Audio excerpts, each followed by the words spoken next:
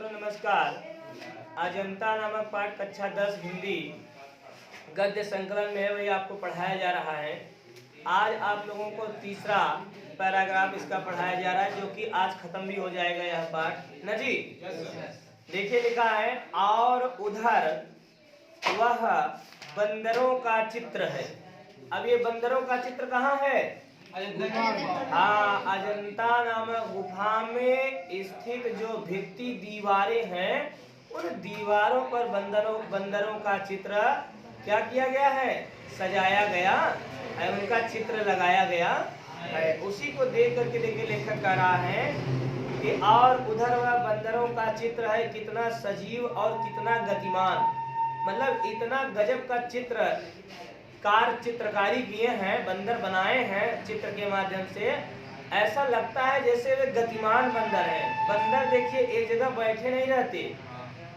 आप कभी ध्यान दीजिएगा, ठेठ में कहावत हो जाती है, का बंदर गैया उछड़त है, सुने होगा? बंदर गैया उछड़त है माने बंदर कभी स्थिर नहीं होते, वे हमेशा चलायमान गतिमान होते, उछल कूद मचाते रहते हैं। तो दीवारों पर ऐसे ऐसे चित्र प्रदर्शित किए गए हैं, ऐसा लग रहा है वही बंदर कूद करके वहां पे जाके बैठा, वही बंदर कूद करके वहां जाकर के गिर पड़ा, फिर लटकते लटकते फिर कैसे वो चढ़ गया, गिरते गिरते कैसे। तमाम प्रकार के चित्र उस अजंता नामक गुफा की भित्ति दीवारों पर प्रदर्शित किए गए हैं। उन्हीं बंदरों का देखिए यहाँ पे जिक्र किया जा रहा है कि कितना सजीव और कितना गतिमान सा वह चित्र दिखाई पड़ रहा है। कि देखिए देखा आगे देखा का लिखा बा, उधर सरोवर में। अब ये सब देखिए अभी बंदर का चित्र था। अब आगे हम जब बढ़ रहे हैं तो देखिए यहाँ लिखा है कि उधर सरोवर में जल विहार करता हुआ वह गजराज। गजराज मतलब हाथियों का राजा, हाथियों का राजा गजराज। ध्यान दीजिएगा, शाम के समय हाथी झुंड बना करके सरोवर में पानी पीने के लिए जाते हैं, और उनकी एक बहुत लंबी सी सूंड होती है। उसी सूंड में पानी भर भर करके वे अपने मुंह में पानी रखते हैं। आप ध्यान दीजिएगा, तुरंत पानी लेकर के अपने सूंड में वो अपने मुंह में नहीं डालते हैं, पहले अपने सूंड को पानी से क्या करते हैं? धुलते हैं, साफ करते हैं। क्योंकि हमारा नाक जो है, ध्यान दीजिएगा, जब हम हवा चलता है या कहीं बाहर आते जाते हैं तो रुमाल लगा करके जाते हैं, या मास्क आजकल निकला है वो लगा। क्यों लगाते हैं? क्योंकि हमारे नाक में जो है कि गंदगी न जाए। लेकिन कहीं भीड़ भड़क्का वाला स्थान है, हमारे पास न रुमाल है और न ही बोलो मास्क है, तो हम ऐसे चले, लेकिन नाक में बहुत गंदगियां चली जाती है। ध्यान दीजिएगा, तो हमारा जो छोटा सा नाक है, जब इतनी गंदगियां भर जाती हैं, फिर उसके बाद वो हाथी का नाक देखिए कितना बड़ा है, वो सूंड उसका क्या है? नाक ही है। आप ध्यान दीजिएगा, और उसी सूंड से वो क्या करता है? सांस भी लेता है, और उसका सूंड लटकता है, लटक करके कहाँ जाता है? तो आप कहेंगे जमीन पर चला जाता है, जमीन तक चला जाए, जमीन को छू लेता है। वो तो अपने ऐसे उठाए रहते हैं, देखे होंगे आप लोग। तो उसके नाक में बहुत सी स्वाभाविक बात है, क्या बोलते हैं उसको, धूल मिट्टी चले जाएंगे। तो वो हाथी भी बड़े एक्सपर्ट होते हैं, चालाक होते हैं, बुद्धिमान होते हैं, ज्ञानवान होते हैं। जब वे पानी पाते हैं तो क्या करते हैं? पहले अपने सूंड को साफ करते हैं, फिर उसके बाद जो है पानी का फव्वारा मारते हैं, उसके बाद तब जा करके पानी को मुंह में प्रदर्शित करते हैं। अब देखिए यहाँ पे वही बात बताई जा रही है कि उधर सरोवर में जल विहार करता हुआ वह गजराज कमल दंड को तोड़ तोड़ कर हथिनियों को दे रहा है। अब इसके कहने क्या मतलब है? जैसे गजराज का मतलब यहाँ बताया जा रहा है कि पानी में जब हाथियों का झुंड गया तो वे लोग आपस में अटखेलियां खेलते हैं, मस्ती करते हैं, और एक हाथी जो है सूंड में पानी भर के दूसरे हाथी के ऊपर पानी ट्रांसफर करता है, फिर वो उसको आनंद लेते हैं। उसके बाद जल विहार करते हुए अपना पानी भी पी करके फिर धीरे से सब लोग समूह में चले जाते हैं। तो बताया जा रहा है कि चित्र के माध्यम से कोई गजराज है, वह हथनी को कमल दंड मतलब कमल का फूल अपने सूंड से तोड़ करके देता हुआ सा मानो प्रतीत हो रहा। और यह कैसे? चित्र के माध्यम से। आगे क्या लिखा है? अब आगे देखिए थोड़ा सा और आगे जब चित्र को देखते हैं, आगे बढ़ करके देखा जा रहा है, तो यहाँ बताया जा रहा है कि कोई भिन्न दूसरे चित्र को जब देख रहे हैं तो वहां पे लिखा है कि वहां महलों में वह प्यालों के दौर चल रहे हैं। अब कोई देखिए, जब बंदरों के चित्र से निकल करके, बंदरों के चित्र से हट करके जब आंखें दूसरी चित्र पर टिक्की तो किसका चित्र आया? हाथी का आया। हाथी के चित्र से हट करके अब जब तीसरे चित्र पर लेखक कह रहा है हमारे आंखें आई हैं, तो वहां पर देख रहे हैं कि महल का फोटो बनाया गया है, महल का चित्र बनाया गया है और महलों में प्यालों के दौर चल रहे हैं। प्यालों के दौर चल रहे हैं मतलब जाम पे जाम चल रहा है। अब नहीं समझ में आया? जाम पे जाम चल रहा है मतलब शराब पीने के लिए सब लोग इकट्ठे हुए हैं और फिर बोतल में भर भर करके शराब, प्यालों में शराब दिए जा रहे हैं। अभी तो आजकल शीशे का गिलास आ गया है ना, पहले प्याले होते थे। प्याला जानते हो क्या होता है बताओ? कप और प्याला देखे हो? कप प्लेट, हाँ वही उसी में भर करके सुरुखते थे और आनंद आता था। तो उधर प्यालों का क्या चल रहा है? दौर चल रहा है। किसके माध्यम से? चित्र। आप याद रखिएगा, कहीं भी केवल और केवल जितनी भी अजंता नामक गुफा में बातें बताई गई हैं, सब और सब किसके माध्यम से? चित्रों के माध्यम से बताई गई हैं। और ऐसी बातें स्पष्ट है जैसे मानो वे सजीव हो। समझ में? आगे देखिए क्या लिखा है, बताओ। हाँ, और वही महल में देखिए इधर प्यालों का दौर चल रहा है तो उधर एक चित्र बनाया गया है, उसी महल से रिलेटेड चित्र है। कहा जा रहा है उधर वह रानी अपनी जीवन यात्रा समाप्त कर रही है।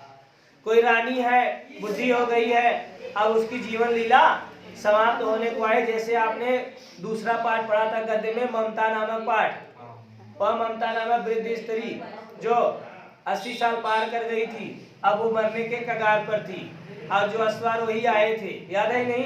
लेकिन फिर क्या हुआ, धीरे धीरे वह उसके प्राण पखेरु उड़ गए।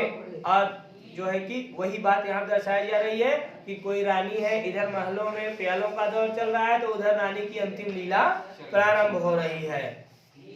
आगे क्या लिखा है कि खाने खिलाने, बसने बसाने, नाचने गाने, कहने सुनने, वन नगर, ऊंच नीच, धनी गरीब के जितने नजारे हो सकते हैं सब आदमी अगर कहीं देखना चाहता है तो अजंता नामक गुफा की दीवारों पर जाकर के देख सकता है। वहां पर सब चीजें जो है एकदम साफ और स्पष्ट चित्रों के माध्यम से आपको दिखाई जा रही हैं।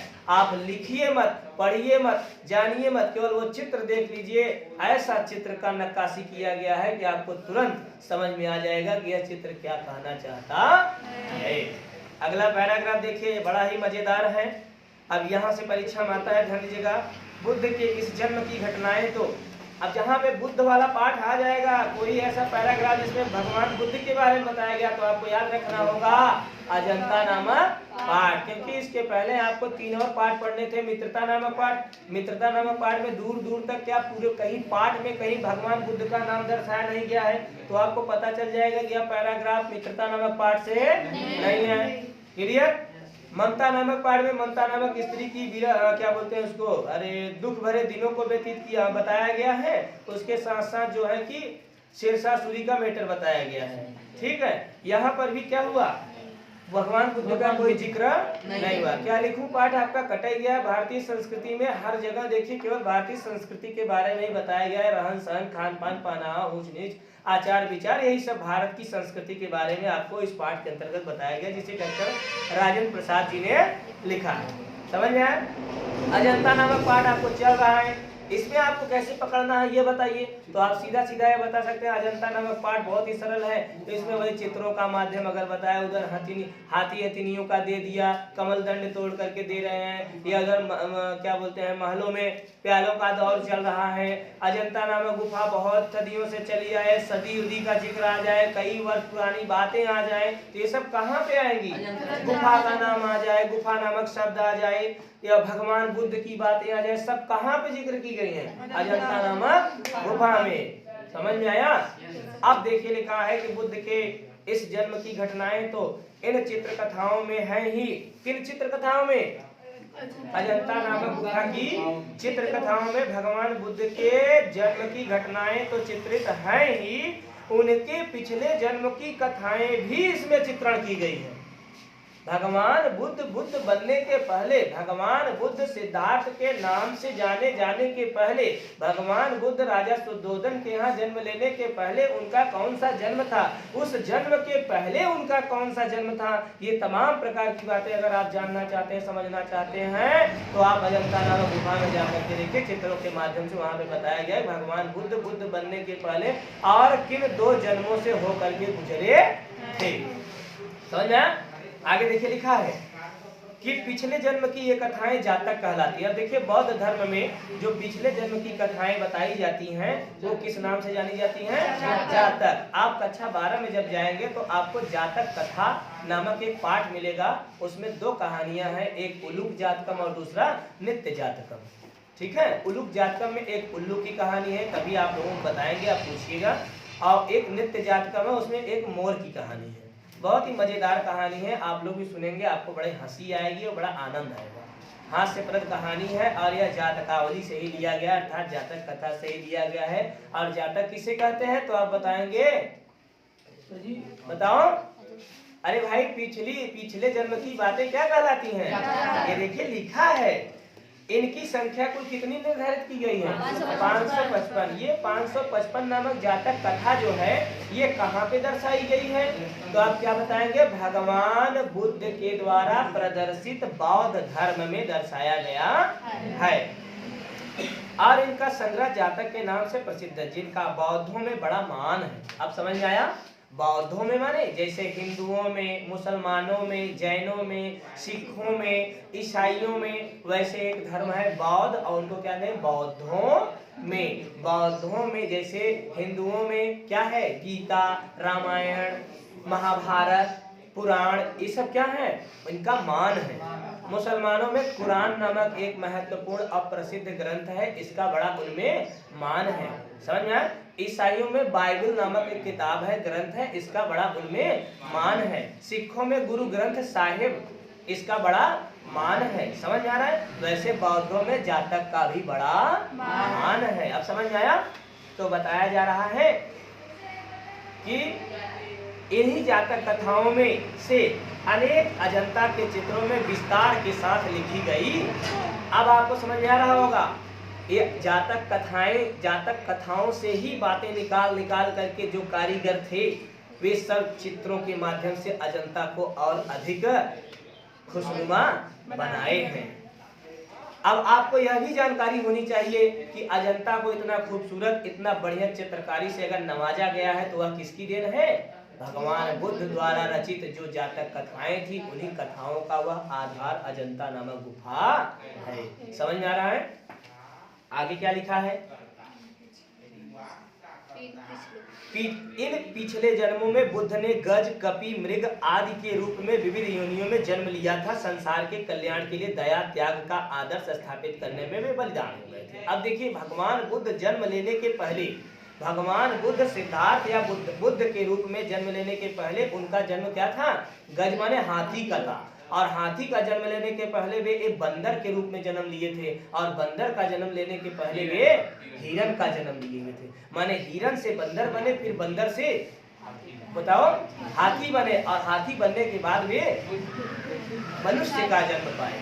समझ में आया? तभी बौद्ध हुए, बुद्ध हुए। और बुद्ध का मतलब क्या होता है? अगर कोई पूछे तो आप क्या बताएंगे? ज्ञान। बुद्ध माने ज्ञान, बस इतना जानते रहिएगा।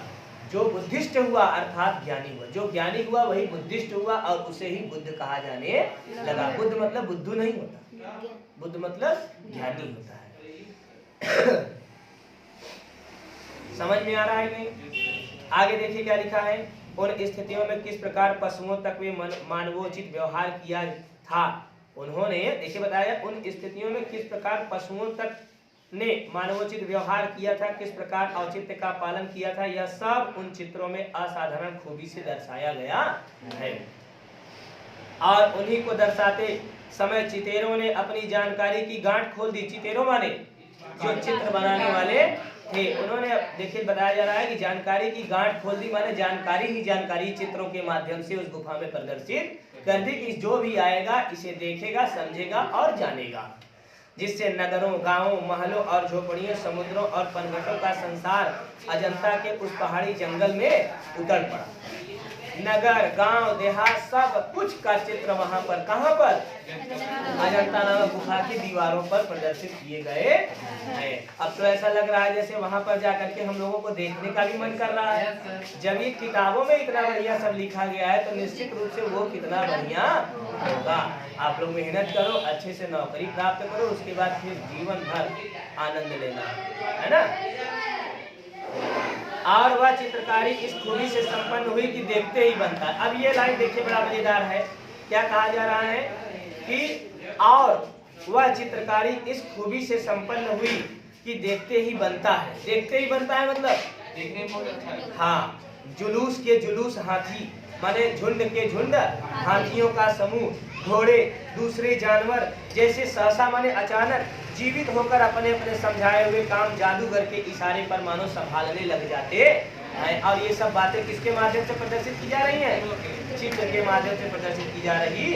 इन गुफाओं का निर्माण, अब बताया जा रहा है इन गुफाओं का निर्माण कब हुआ था, तो बताया जा रहा है इन गुफाओं का निर्माण ईसा से करीब 200 साल पहले ही शुरू हुआ था। ईसा माने ईसवी सन के पहले लगभग 200 साल पहले। ईसवी सन बोले तो कितना, 2000 साल, 2022 चल रहा है, 2000 साल के 200 साल पहले से ही इन गुफाओं का निर्माण कार्य प्रारंभ हुआ था और वे 7वीं सदी तक बनकर तैयार भी हो चुकी थी। इन गुफाओं के बनने में कितना साल लगा?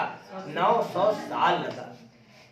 7वीं सदी माने 700 साल ये और 200 साल और पहले का, तो कुल कितना हुआ?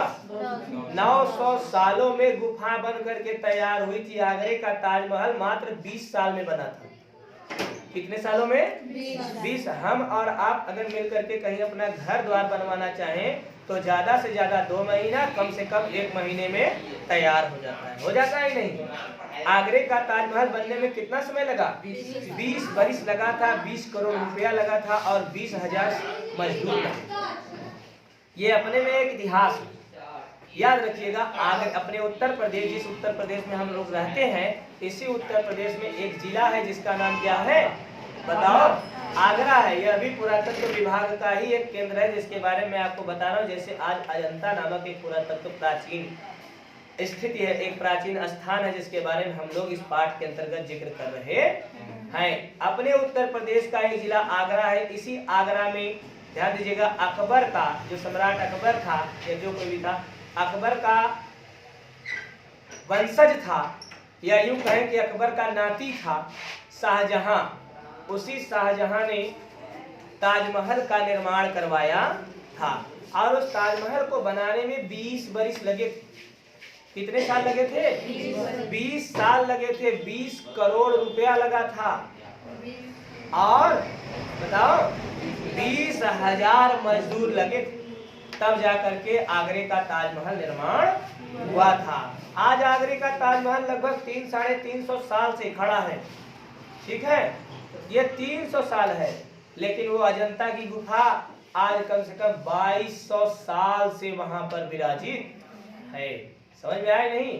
2000 साल ये, 200 साल और जोड़ देते हैं, 2200 साल से खड़ी है। ध्यान दीजिएगा। और अजंता नामक गुफा को बनने में कुल कितना समय लगा था? 900 साल। ताजमहल को बनने में कितना समय लगा? 20 साल। लेकिन अजंता नामक गुफा को बनने में 900 साल। अगर एक व्यक्ति पहले का जीने का, जैसे आज मनुष्यों का जीने का केंद्र कितना है, लास्ट अवधि कितनी है? 70 वर्ष है। 70 में व्यक्ति खत्म हो जा रहा है। ऐसे ही गिने चुने जो हैं चंद्रमा के अगल बगल के तारे हैं जो कि 100 चले जा रहे हैं, 90 चले जा रहे हैं, अन्यथा 70 में उनके प्राण पखेरु उड़ जा रहे हैं। अगर हम मान लेते हैं 70 साल ही मान लेते हैं, तो आप जोड़िए 90, 900 में या 90 में 70 का जब भाग देंगे तो कितना होगा? 9 8 72 ना, माने कुल मिलाकर के 8 पीढ़ियां बीत गई। 8 पीढ़ियां बीती तब जाकर के अजंता गुफा का निर्माण हुआ। समझ में आया नहीं? ए भाई, एक व्यक्ति 70 साल जिया, 70 जब पैदा हुआ तभी तो छेनी हथौड़ी लेकर के पहुंचा नहीं था। ए भाई 10 12 15 साल का उसका उम्र हुआ होगा, उसका बाप दादा काम किया होगा, वो जानता होगा कि मुझे भी आगे चल करके इसे एक बढ़िया से गुफा में तब्दील करना है। अब वो 15 साल की उम्र में मान लो छेनी हथौड़ी लेकर के पहुंचा, चित्रकारी का मेटर लेकर के पहुंचा, वो चित्रकारी रंग भरने लगा, अपनी पूरी जिंदगी उसने खपा दी किसमें, अजंता नामक गुफा के पेंटिंग करने में। उसका लड़का पैदा हुआ, वो भी बड़ा हुआ, अपने पिता के नक्शे कदम पर चला। ऐसे ऐसे करके 900 साल लगे थे, तब जा करके अजंता नामक गुफा का निर्माण हुआ था। अब समझ में आया, क्योंकि सदी के 200 साल पहले अजंता नामक गुफा का निर्माण होना प्रारंभ हो गया था और 7वीं सदी में जा करके अजंता नामक गुफा बनी थी। समझ में आ रहा है नहीं? तो 900 साल लगे तब जा करके अजंता नामक गुफा का निर्माण हुआ। आइए देखते हैं, थोड़ा सा और लिखा है। एक दो गुफाओं में करीब 2000 साल पुराने चित्र भी सुरक्षित हैं। अजंता की बहुत सी गुफाएं हैं। अजंता में पार्ट बाय पार्ट कर करके बहुत सी गुफाएं, जैसे आप अपने यहाँ के एक प्रसिद्ध धार्मिक स्थल सीतामढ़ी चले जाइए, वहां पर पहले गुफाएं बनाई गई थी, लेकिन अब उसे तोड़ करके मंदिर के रूप में बना दिया गया। लेकिन थोड़ी बहुत गुफाएं आज भी वहां पर सुरक्षित की गई, जो सैलानियों के क्या बोलते हैं प्रदर्शन का केंद्र रहता है। ठीक है, अब उन गुफाओं में आप कोई दिक्कत नहीं, वहां पे सब जो है कि वहां के कार्यकर्ता गण जो है, सदस्यगण जो भक्त लोग हैं, बहुत अच्छे से वहां पे कलाकारी किए हैं। उसमें क्या है, लाइट बिजली व्यवस्था सब किए हैं। आप गुफाओं में बड़ा अच्छा लगेगा आपको। जब मानवकृत छोटी सी गुफा जो है कि हर साल टूटती फूटती बनती रहती, देखने में इतना अच्छा लगता है। और बताया जा रहा है कि अजंता नामक गुफाओं में कुछ ऐसी गुफाएं हैं जिन गुफाओं में ऐसे ऐसे चित्र बरामद हुए हैं, ऐसे ऐसे चित्र दिखाई पड़ रहे हैं जो आज के नहीं बल्कि 2000 साल पहले के चित्र हैं। आज भी वे ताजे और सुरक्षित दिखाई पड़ते हैं। अब समझ में आया? आगे देखिए, लिखा है पर अधिकतर चित्र भारतीय, जैसे हम लोगों के यहाँ क्या होता है, आप लोग यहाँ पढ़ने आते हैं, घर में जाइए अपने मम्मी पापा से पूछिएगा कि मम्मी पापा आपके शादी विवाह का कोई फोटो वोटो है, तो कहेंगे हाँ बिल्कुल है, या आप लोग भी देखे होंगे। फोटो है ना, मम्मी पापा फोटो है नहीं शादी विवाह का, तो और या फिर उनके बचपन का फोटो है। आप देखते हैं कि हमारे पिताजी ऐसे थे, फिर इनकी शादी हुई थी, ये ऐसे दिखाई पड़ते थे, अब ऐसे दिखाई पड़े। सोचिए कितना, बहुत बड़ा इतिहास नहीं है, बहुत ज्यादा इतिहास होगा मम्मी पापा का। 30 साल का होगा, 25 साल का होगा, 40 साल का होगा, लेकिन आज भी वो फोटो के रूप में सुरक्षित है, जो कि ताउम्र चलती रहेगी। तो वो अजंता के चित्र आज भी 2000 साल तक जो उखेरे गए थे, आज भी सुरक्षित हैं। सैलानी आते हैं, देखते हैं और देख करके सिहर उठते हैं कि क्या गजब की चित्रकारी, क्या गजब की नक्काशी की गई, कि आज भी यहाँ पर ऐसे ही सुरक्षित और ताजे दिखाई पड़ते, जो कि हमारे देखने का क्या है, केंद्र है। अधिकतर चित्र भारतीय इतिहास के सुनहरे युग गुप्त काल 5वीं शताब्दी और चालुक्य 7वीं शताब्दी के बीच बने। अब बताया जा रहा है कि अधिकतर जो चित्र थे, अधिक से अधिक जो गुफा के चित्र हैं वे 5वीं शताब्दी में बनाए गए थे, और अधिक से अधिक गुफा के जो भित्ति चित्र थे 5वीं शताब्दी से लेकर के 7वीं शताब्दी में ये सब बने थे। आप लोगों को यह जानकारी होनी चाहिए कि अजंता नामक गुफा में जब 2000 साल से आज भी ये गुफा टिकी हुई है, आज भी इस गुफा में दर्शाए गए जो चित्र हैं वे क्या हैं, सब सुरक्षित हैं। तो उन गुफाओं को बनाने में भी कितना समय लगा होगा। एक दुर्गा पूजा का एक छोटा सा त्योहार होता है, नवरात्रि का, एक छोटा सा मंडप में मंडप बनाते हैं, और उसे मंडप बोले तो पंडाल। पंडाल बनाने के लिए कितनी बांस बल्लियों का सहारा लिया जाता है, कोई कारीगर विदेश से आता है, यहीं से सब बनाते हैं। सोच समझ करके आपस में एक दूसरे का हाथ बताते हुए 2-3 दिन, बहुत ज्यादा 4 दिन में वे पंडाल खूब अच्छा खुशनुमा बना देते हैं। और ऊपर से क्या होता है बताइए, पर्दे वर्दे लगा करके बढ़िया सा क्लियर करके और एक इतना बढ़िया पंडाल बना देते हैं। और जब क्या बोलते हैं कि दुर्गा की प्रतिमा का अनावरण करते हैं तो देखने में कितना अच्छा लगता है। फिर विसर्जन के पश्चात एक दिन नहीं होता, पूरा तोड़ ताड़ करके खत्म कर देते हैं पंडाल, यही होता है। उसको बनाने में उन्हें कितना मेहनत करना पड़ा था, उसी तरह से अजंता नामक गुफा को भी बनाने में कितना मेहनत करना पड़ा होगा।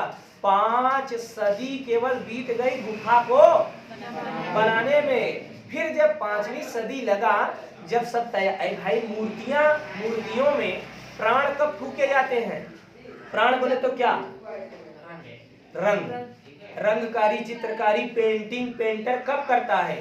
जब मूर्तियां बन करके तैयार हो जाती हैं, सूख जाती हैं, तब पेंटर अपना कलम उठाता है और नक्काशी करना प्रारंभ करता है। क्या शुरू में ही कर देगा? तो मूर्ति बोले तो गुफा, अजंता की गुफा बनने में 5 सदी बीत गई, 7 सदी बीत गई। जब 5वीं सदी लगी, कौन सा गुप्त वंश, जब गुप्त काल आया तो गुप्त काल में 5वीं सदी में अजंता नामक गुफा में जो चित्र बनाए गए थे उसमें रंगों का कार्यक्रम होना शुरू हुआ, जो कि 7वीं सदी तक चला और 7वीं सदी में खत्म हुआ। तब जाकर के बता दिया गया लेखकों द्वारा, पुरातत्व विभाग के व्यक्तियों द्वारा यह बता दिया गया कि अजंता नामक गुफा 200 साल ईसवी सन के 200 साल पहले बननी प्रारंभ हुई और 7वीं सदी में बन करके खत्म हुई, तैयार हुई। फिर आगे देखिए 2 लाइन अंतिम में लिखा है, अजंता संसार की चित्रकलाओं में अपना अद्वितीय स्थान रखता है। इतने प्राचीन काल के इतने सजीव, इतने गतिमान, इतने बहुसंख्यक कथा प्राण चित्र कहीं नहीं बने जो अजंता नामक गुफा में बने हैं। अजंता के चित्रों ने देश विदेश के सभी के चित्रकला को प्रभावित किया है। बहुत बड़े बड़े पेंटर आए, बहुत बड़े बड़े चित्रकार आए, बहुत बड़े बड़े चित्रों को प्रदर्शित करने वाले हैं जिनका नाम इतिहास में दर्ज है, लेकिन जब वे अजंता की चित्रकारी को देखे तो वे भी उनके कायल हो गए, अर्थात वे भी उनके मुरीद हो गए। अजंता के चित्रों ने देश विदेश की सर्वत्र चित्रकला को प्रभावित किया। उसका प्रभाव पूर्व के देशों की कला पर तो पड़ा ही, मध्य पश्चिमी एशिया भी इसके कल्याणकर प्रभाव से वंचित न रह सका। अब आपको पता चल गया होगा कि प्रसिद्ध इतिहासकार डॉक्टर भगवत शरण उपाध्याय जी ने अजंता नामक गुफा के बारे में क्यों लिखा, क्योंकि हम जैसे विद्यार्थी, आप जैसे विद्यार्थी अजंता नामक गुफा घूमने नहीं जा सकते, तो इन्होंने यहीं पे बैठे बैठे किताब के माध्यम से हम लोगों को घुमाने का प्रयास किया है। आशा है कि आप लोगों को यह पाठ अवश्य ही समझ में आया होगा। इसके पीछे के जितने भी प्रश्नोत्तर दिए गए हैं आप लोग इसको पढ़िए अच्छे से और हल कीजिए। ये इस साल परीक्षा में निश्चित रूप से आने वाला है। अगले पाठ को लेकर के हम आप लोगों के समक्ष जल्द ही प्रस्तुत होंगे। तब तक आप सभी मित्रों को धन्यवाद।